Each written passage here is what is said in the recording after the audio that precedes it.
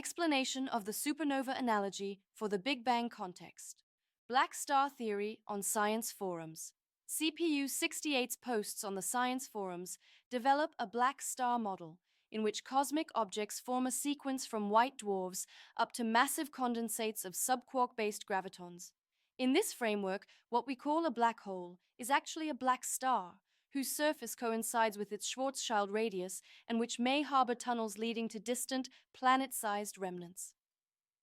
The core analogy. The statement, the Big Bang, can be compared to a supernova explosion, where a certain mass limit, for a supernova it is the Chandrasekhar limit, determines the moment of the explosion is drawing a parallel between two threshold-driven explosions.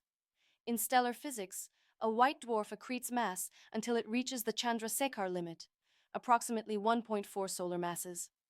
At that point, electron degeneracy pressure can no longer support the star, it collapses, and a type Ia supernova occurs. In CPU 68's cosmology, the primordial black star grows or evolves until it hits its own critical mass threshold.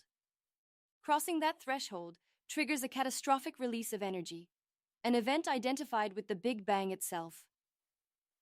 How the analogy maps out mass accumulation. Supernova. White dwarf picks up matter from a companion until approximately 1.4 solar masses.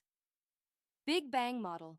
Black star builds up to its own instability point, critical threshold. Supernova. Chandrasekhar limit marks the collapse trigger. Big Bang model. An analogous mass limit dictates when the universe explodes. Explosion and expansion.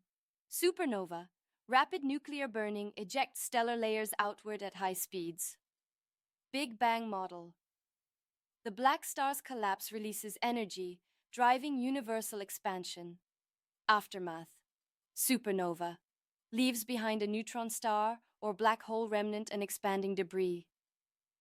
Big Bang model. Yields our expanding universe, with matter and radiation streaming outward.